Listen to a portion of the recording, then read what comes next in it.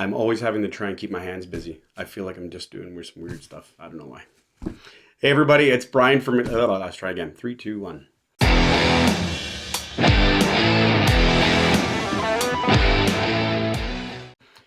Hey everyone, it's Bryan with Expressions Entertainment here with another frequently asked question. Welcome to FAQ. Everybody, today we're going to be talking about placement of the DJ. The question is, where should we put the DJ?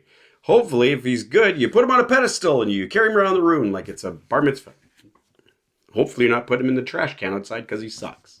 Okay, let's be serious. So where do you put the DJ in comparison to things like the dance floor, and why is it important, and so on and so forth? So let's talk about some of the complications that can happen. Some of the things that you should probably keep in mind when it comes to sound, lighting, and so on and so forth, right? Okay, so obviously the first and foremost, speaker placement is super vital.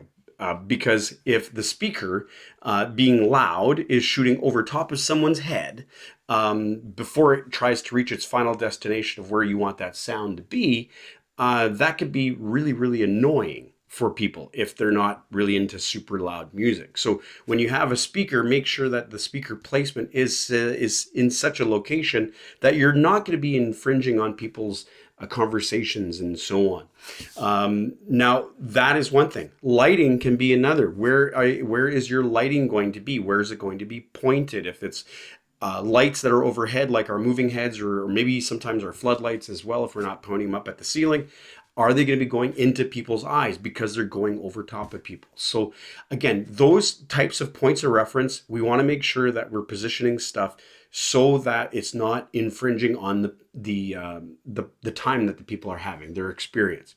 Now, when it comes to actually placement of the DJ, I know that there's some halls that dictate where they'd like the DJ, or some wedding planners that will dictate where they want the DJ because or for whatever reason might be. Now, ideally, the DJ needs to be next to or at the dance floor. In a situation where we are masters of ceremonies, this is detrimental. Okay, so let's talk about where the dance floor is in comparison to the head table. For the best results, we strongly suggest putting the dance floor right in front of the head table. Thus, the reason being is that when you have things like your first dance, when you have all of those emotional moments, all those fun games and activities that you have for kissing activities or buffet invitation activities, all of your VIPs are right there closest to you, and you have room to do whatever that activity is, dance, activity, etc., etc. And those VIPs, they're your family, they're your grandparents, they're your parents, they're your closest family and friends, and so on. They're the ones that are closest to you. So they should be the ones that see the best. And by having that dance floor right there in front of the head table, it makes life a lot easier for them. Now, when it comes to where you put the DJ, in accordance to that, again, because we're masters of ceremonies, we need to be in a similar area as to where the main items of activity are happening, aka the dance floor or the head table for speeches and so on.